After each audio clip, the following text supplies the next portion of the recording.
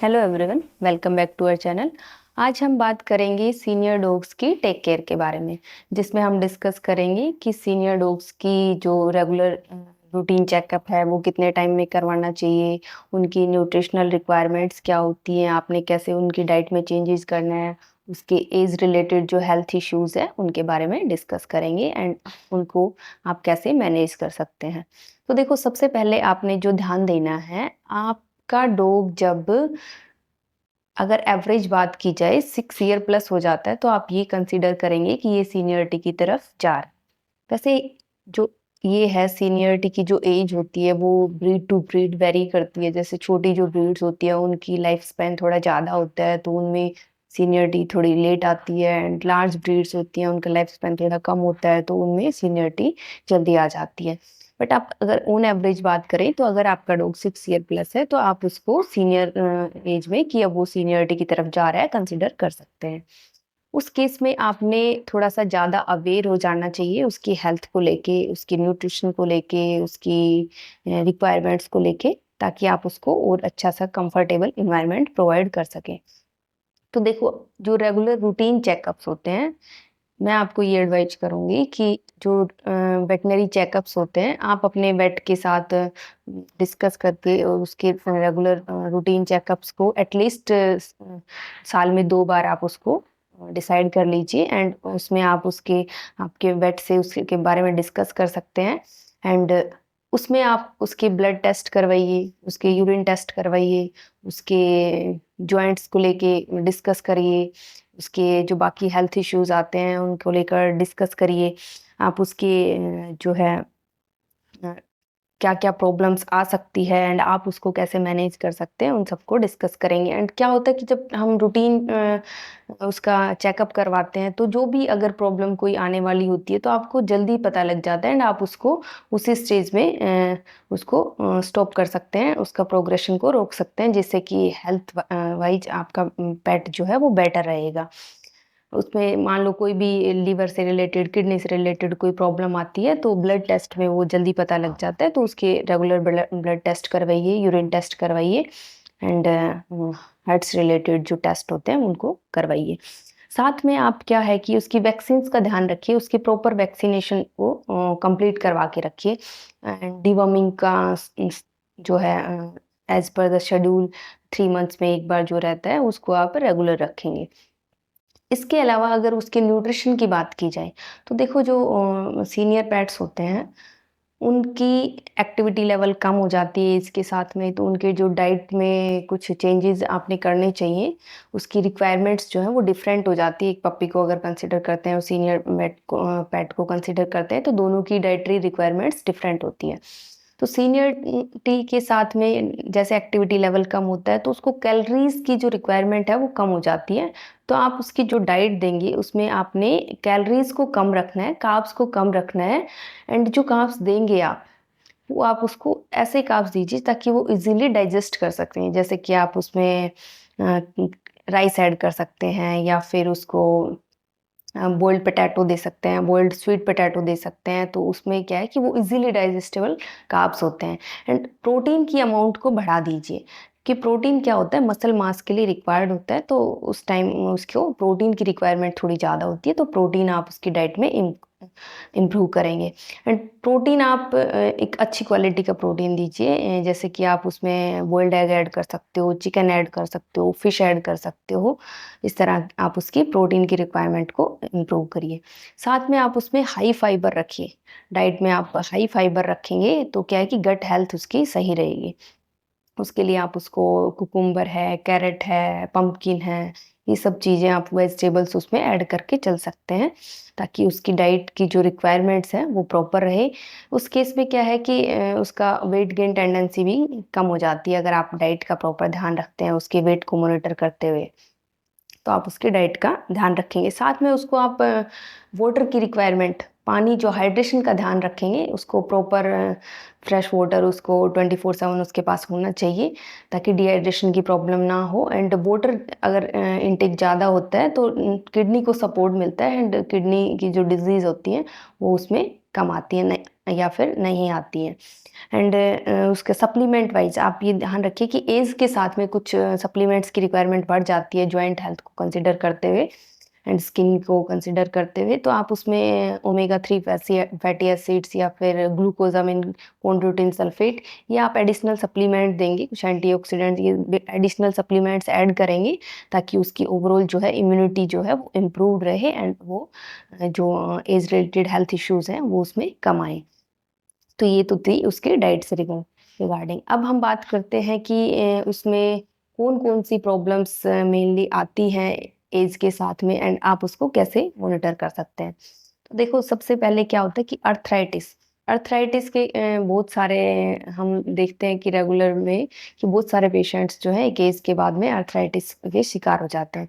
उसमें उसको joint pain रहता है, तो आपने उसको ध्यान रखना है जैसे भी आपको थोड़ा-सा भी डिफरेंट लगता है उसकी एक्टिविटी लेवल को मेज़र कर रेगुलर मॉनिटर करते रहिए। अगर उसको उठने में दिक्कत आ रही है उसको या फिर थोड़ा-सा पेन फ़ील करता है, तो आप अपने वेट से कंसल्ट करेंगे एंड उसका प्रॉपर सप्लीमेंट्स शुरू करेंगे ताकि उसकी जॉइंट जो हेल्थ है वो मेंटेन रहे। एंड उसके लिए आप रेगुलर एक्सरसाइज करवाएँगे उसको, फिजियोथेरेपी है, हाइड्रोथेरेपी है, ये सब उसको करके चलेंगे। तो उसमें क्या है कि जॉइंट्स की फ्लेक्सिबिलिटी मेंटेन रहती है। अगर मान लो आप रेगुलर एक्सरसाइज करवाते हैं उसको। आपने एक्सरसाइज बहुत ज़्यादा नहीं करवानी है। ऐसा नहीं है कि आपने विग्रेस एक्सरसाइज करवानी है, आप जैसे उसको नॉर्मल वॉक्स पे ले जाना, 30 टू 40 मिनट्स उसको नॉर्मल वॉक करवाना या फिर कुछ क्लास 4 लेजर थेरेपी करवाना, हाइड्रोथेरेपी करवाना। इन सब से उसकी जॉइंट्स की जो मोबिलिटी है वो फ्लेक्सिबिलिटी है वो मेंटेन रहती है। साथ में क्या आपने उसको पेन को कम करना है। देखो अगर नहीं है, अर्थराइटिस नहीं डेवलप हुआ है, तो वो तो बहुत ही अच्छी बात है। आप उसको जैसे जॉइंट सपोर्ट्स को देके या फिर उसकी एक्सरसाइज़ को ध्यान में रखते हुए आप उसको कम कर सकते हैं कि वो प्रॉब्लम उसमें कम से कम आए। अगर मान लो प्रॉब्लम आ गई है और पेट को पेन हो रहा है, तो हमारा जो मेन मोटो होता है, वो होता है कि उसका पेन को कम करना है, उसके डिस्कम्फर्ट को कम करना है। तो आप आपके वेट से डिस्कस करके उसको पेन मेडिकेशन कुछ एनएसएआईडी आते हैं जो कि आपने उसको देना है ताकि उसका पेन जो है वो कम से कम हो, डिस्कम्फर्ट जो है कम से कम हो। इसके साथ में उसमें जो अदर हेल्थ इश्यूज़ आते हैं, डेंटल हेल्थ से रिगार्डिंग काफ़ी प्रॉब्लम्स आती हैं कि उसमें डेंटल डिकेइंग होने लग गया, जिंजिवाइटिस हो गया या फिर टार्टर जमा हो गया, तो आपने उसको रेगुलर डेंटल जो है वो चेकअप करवाना है। अगर मान लो टार्टर जमा होने लगा है तो आप उसकी स्केलिंग करके क्लीन अप करवा सकते हैं, रेगुलर उसकी ब्रशिंग कर सकते हैं, उसको कुछ इस तरह की चू स्टिक्स वगैरह दे सकते हैं, डेंटा स्टिक्स दे सकते हैं जिनसे उसका टार्टर जो है वो कम से कम जमा हो एंड उसकी जो गम्स की हेल्थ है, टीथ की हेल्थ है वो इम्प्रूव हो। साथ में अगर मान लो टीथ डिकेइंग हो रहा है तो उसको कैसे स्लो डाउन किया जा सके, उस तरह की चीज़ें आप अपने वेट से डिस्कस करेंगे ताकि उसकी डेंटल हेल्थ जो है वो इम्प्रूव हो सके।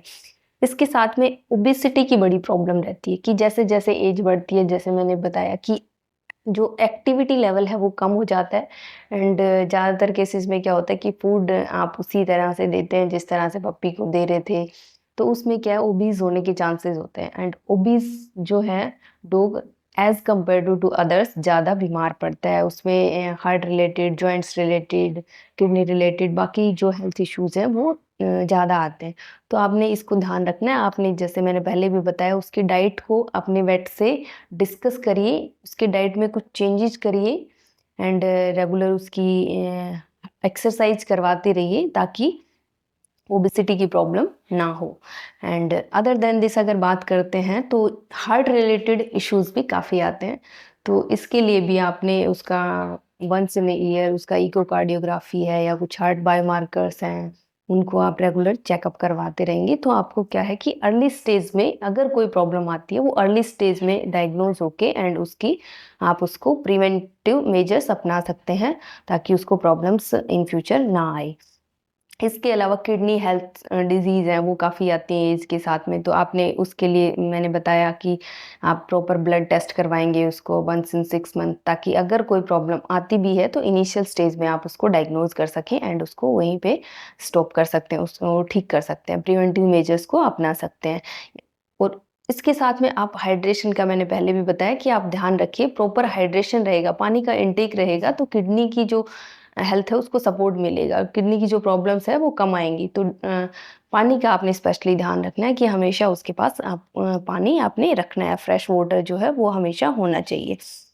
इसके अलावा जो उसमें प्रॉब्लम्स आती हैं, कुछ कॉग्निटिव डिसफंक्शंस हो जाते हैं या फिर कैंसर रिलेटेड इश्यूज़ भी आने लग जाते हैं, तो उन चीज़ों को आप इग्नोर ना करके और जितना जल्दी आपको पता लगता है, उतना ही आप जल्दी आप अपने वेट से डिस्कस करके आप उसको वहीं पे उसकी ठीक करवा सकते हैं या फिर स्लो डाउन करवा सकते हैं। अदर देन दिस अगर बात की जाए तो उसमें किस तरह की आपने क्या मॉनिटर करना है, क्या आपने ध्यान रखना है। तो जब भी देखो क्या होता है, कोई प्रॉब्लम आती है तो या तो उसकी एक्टिविटी लेवल बहुत कम हो गई है, एपेटाइट बहुत कम हो गया है या फिर एपेटाइट बढ़ गया है या फिर आप बुला रहे हैं आपके पेट को, वो उठना नहीं चाहता, वो वॉक पे नहीं जाना चाहता। इस तरह की अगर आप कुछ चेंजेस उसमें ऑब्जर्व करते हैं तो उस केस में जो है उसका हेल्थ चेकअप है वो एक नेसेसरी पॉइंट बन जाता है। आप उसको इग्नोर ना करके उसको चेकअप करवाइए ताकि इनिशियल स्टेज में आप उसको डायग्नोज कर सकें। इसके साथ में उसका जो आपने एनवायरनमेंट है उसको कंफर्टेबल रखना है। कुछ जैसे स्ट्रेस फैक्टर्स हैं, गर्मी बहुत ज़्यादा हो रही है या फिर ठंडी बहुत ज़्यादा हो रही है, उन सब चीज़ों को आप ध्यान रखेंगे। लाइक कुछ टिक बोर्न इन्फेस्टेशंस हो जाती हैं कि टिक्स बढ़ रही हैं, फ्लीज बढ़ रही हैं। इन चीज़ों को आप उसको प्रिवेंट करके, इनको रिमूव करके आप उसकी ओवरऑल हेल्थ को जो है इम्प्रूव करेंगे एंड स्ट्रेस लेवल को मिनिमाइज करेंगे। साथ में एंजाइटी की बड़ी प्रॉब्लम आती है कि क्या होता है कि हम उसको प्रॉपर टाइम नहीं दे पा रहे हैं। आपने एटलीस्ट 2 आवर्स आपके पेट के लिए निकालने हैं दिन में। उसके साथ थोड़ा-सा टाइम खेलिए उसके साथ में या जो भी उसके फ़ेवरेट गेम्स हैं, उनको आप ध्यान में रखेंगे। कुछ माइंड गेम्स के लिए आप कुछ पज़ल टॉयज़ वग़ैरह वो यूज़ कर सकते हैं ताकि उसकी ओवरऑल जो है मेंटल एक्सरसाइज़ भी होती रहे रेगुलर फिज़िकल एक्सरसाइज़ के साथ में एंड एंग्ज़ायटी लेवल जो है कम कर किया जा सके। बाकी अगर एंजाइटी बहुत ज़्यादा बढ़ रही है तो आप जैसे कुछ मेडिकेशंस का भी यूज़ कर सकते हैं, सीबीडी ऑयल है, हेम्प ऑयल है। तो वो आप अपने वेट से डिस्कस करके उन चीज़ों को किस तरह से आपने यूज़ करना है, वो आप ध्यान में रखेंगे और उसके एंजाइटी लेवल को कम करेंगे।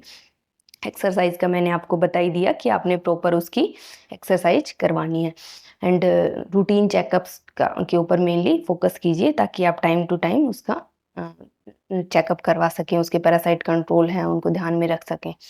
तो आज हमने इस वीडियो में डिस्कस किया कि क्या आपको एक सीनियर डॉग के साथ में क्या-क्या आपने उसके न्यूट्रिशन में चेंजेस करना चाहिए, क्या-क्या जो अपकमिंग हेल्थ इश्यूज़ हैं उनको आप अर्ली स्टेज में डायग्नोज़ करके किस तरह से उसको मैनेज कर सकते हैं। तो होप ये वीडियो आपको पसंद आई होगी। अगर आपको मेरी वीडियो पसंद आई तो please like, share and subscribe. Have a nice day.